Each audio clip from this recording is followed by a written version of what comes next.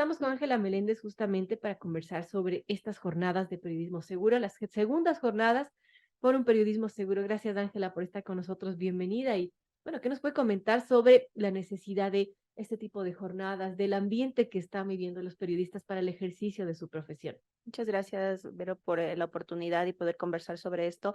Nosotros hemos visto la necesidad como periodistas sin cadenas, que somos parte de la MAP, que tú precisamente la acabas de mencionar, que la lanzamos el 7 de septiembre. Creo que la MAP justamente es como el primer llamado de los periodistas ante esta inactividad del Estado por protegernos, por proporcionarnos un espacio seguro, una reacción segura ante tantas amenazas.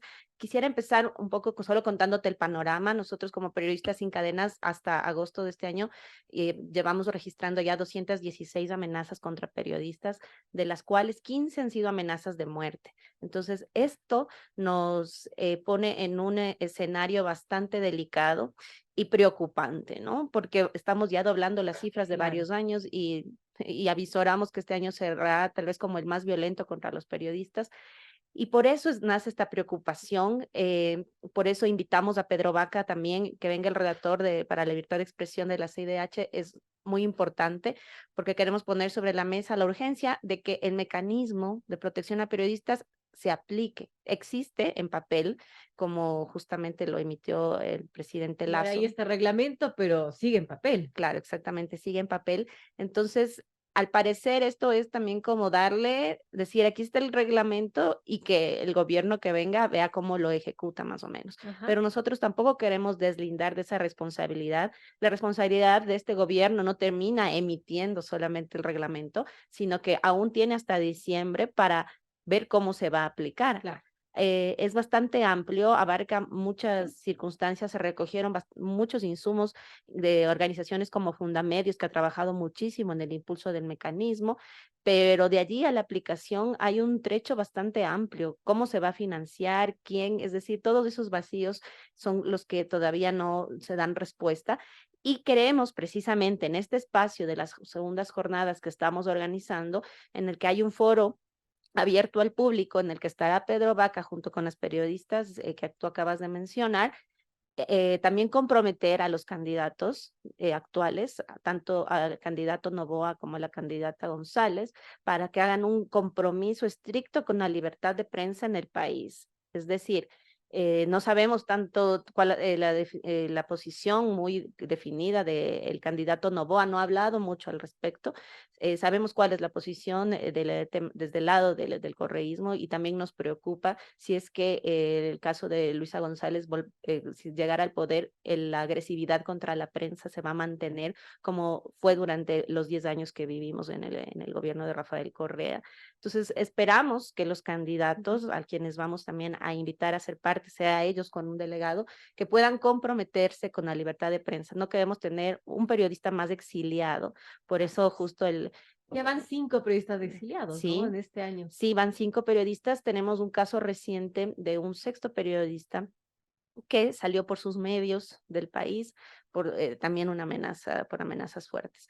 Entonces, seguimos contando y no Impresionante. tendríamos que seguir contando y eso es la preocupación que tenemos. Por eso escogimos esta frase, que es una frase de Mónica González, incluso que la repite mucho, ¿no? Ella cuando en la dictadura chilena vivieron tantos sucesos trágicos, entonces esto de no al encierro, al destierro ni al encierro, porque son los tres destinos a los que lamentablemente en este momento estamos condenados los periodistas, ¿no? Es fuerte, ¿no? La frase, Sí, no al destierro, al encierro, ni al entierro. ajá, son eso, ni la cárcel, ni el exilio, ni el cementerio, o sea, Así es. porque de todos esos casos hemos tenido en el Ecuador, lamentablemente. Lo que empezó con el asesinato de nuestros colegas de Diario El Comercio ha sido una ola que no ha frenado, ¿no? La violencia los sucesos de violencia que iniciaron en enero de ese año y que luego en marzo de 2018 se derivaron ya en el secuestro y luego en el asesinato de nuestros colegas, ha sido solo una ola que ha ido creciendo de violencia en que los periodistas estamos en el medio.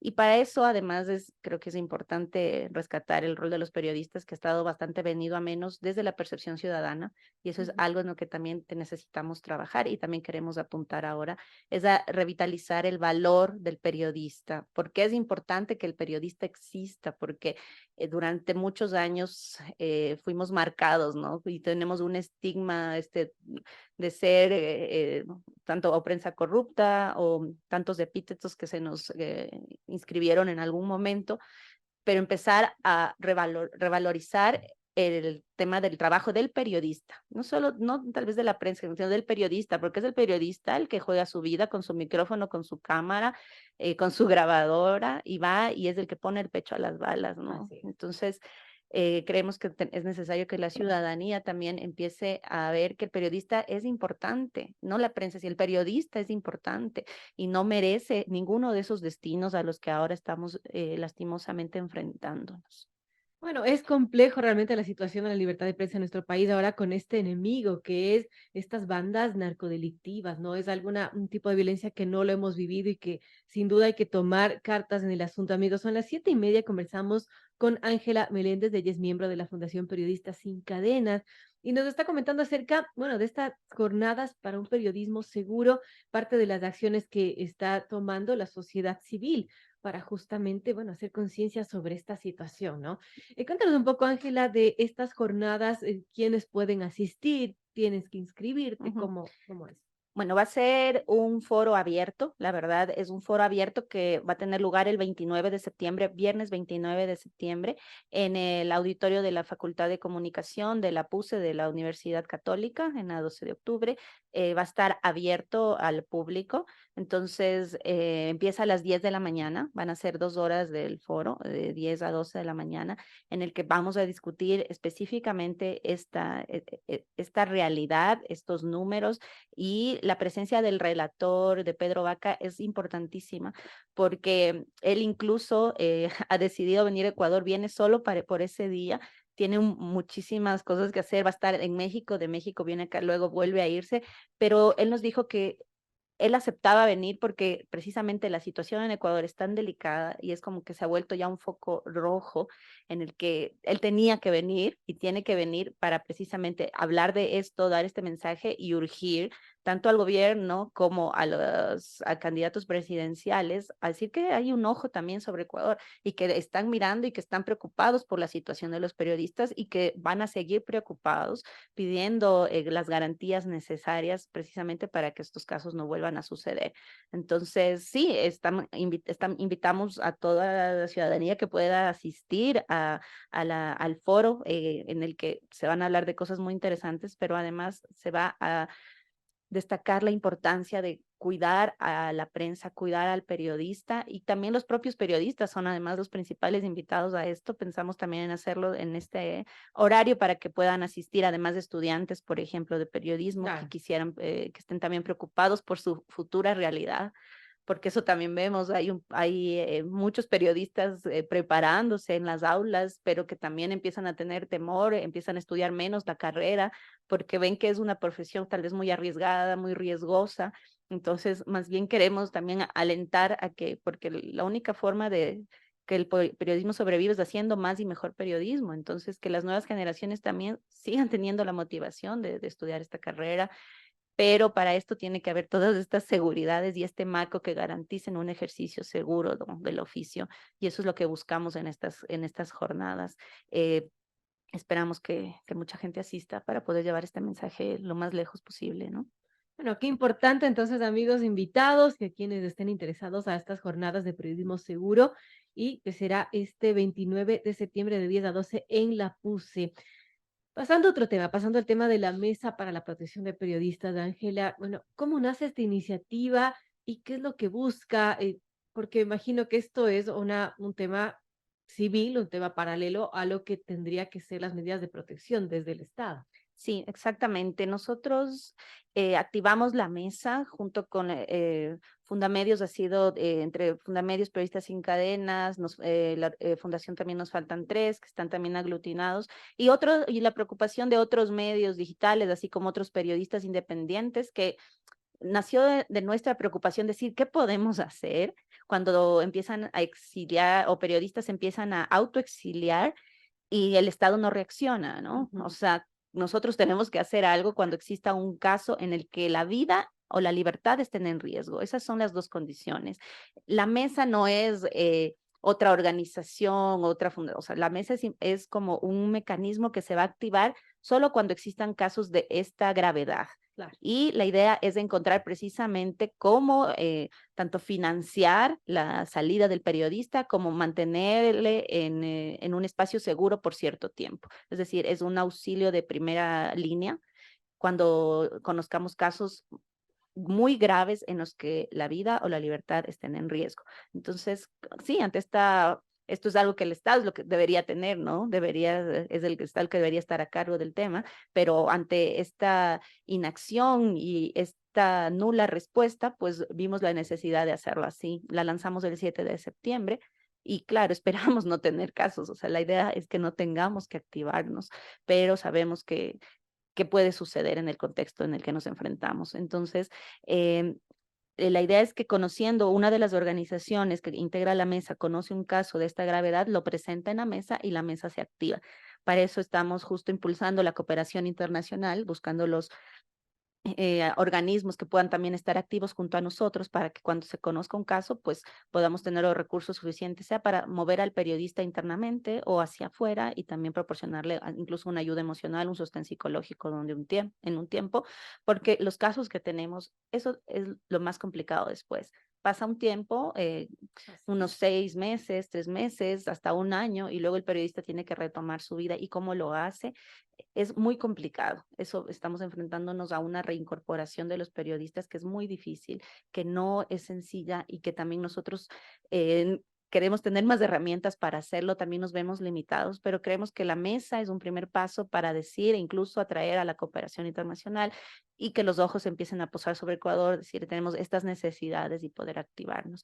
Esperamos justo tener, como te digo, más mecanismos, más facilidad incluso financiera para poder, pero como te digo, la idea es que no tengamos casos, ¿no? Pero sabemos que eso es muy difícil en el contexto en el que Y vivimos. bueno, resulta interesante que sea la sociedad civil la que se active, ¿no? Frente a una obligación que es del Estado. Y ¿Mm? ustedes han podido conversar quizás con el Estado por este tipo de medidas de protección que, como dice, queda en papel. Cuando han existido los casos, por ejemplo, hemos hecho un contacto inicialmente siempre con el Consejo de Comunicación, pero la respuesta no ha sido o la adecuada o no se ha emitido una respuesta en el tiempo necesario. Las opciones son muy limitadas en el tema de protección. A veces no se entiende que la protección a los periodistas tiene una naturaleza distinta, que el periodista muchas veces investiga precisamente casos muy fuertes de corrupción dentro del Estado o de crimen organizado en el que están vinculados muchas veces los propios uniformados y entonces no te pueden poner a que te cuide quien tal vez está también relacionado con estos temas. Entonces es muy difícil porque no hay un organismo que te dé una seguridad o que tú tengas que entregar, por ejemplo, tus equipos o que tengas o que Claro. quien te cuida pueda tener acceso completamente a tus fuentes, a tus comunicaciones. Entonces no se entiende la naturaleza de protección a los periodistas y es muy difícil y por eso muchos periodistas rehusan de esa alternativa, ¿no? Porque saben lo que implica es dejar de hacer periodismo también. Y entonces, Así es. y a veces, ¿cuál es la propuesta que te dan desde el Estado? Es, pero deje de hacer periodismo, o sea, si su vida está en riesgo, entonces deje de investigar, deje de hacer lo que está haciendo, cuando esa no es la respuesta para Claro, nosotros. eso sería autocensurarse, ¿no? Exactamente. Muchos periodistas han caído en eso porque obviamente el Estado sabes que tiene las limitaciones y es como, puede ser sí estar en este programa, pero implica esto. Entonces, eso implica por lo general autocensurarte, entregar tus comunicaciones. Y entonces, cuando no se entiende la naturaleza del periodismo, se piensa que lo más sencillo es sí, dejar de hacer periodismo.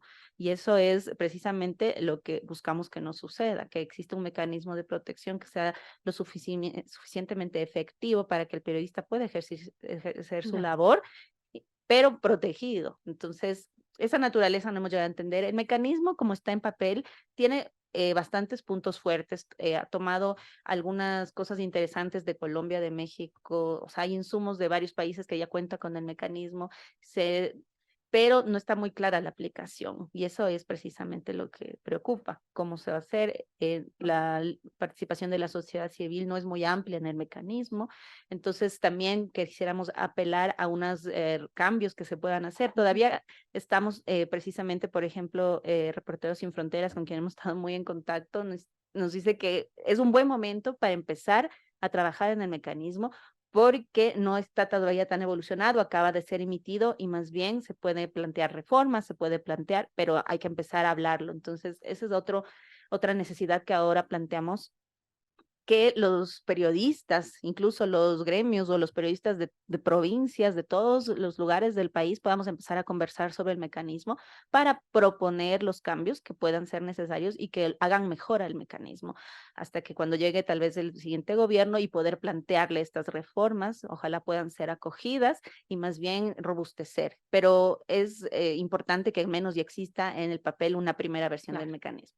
Bueno, siempre se depende de la voluntad política, ¿no? Del gobierno de turno y ojalá el próximo, bueno, sea un aliado de la libertad de expresión y no todo lo contrario.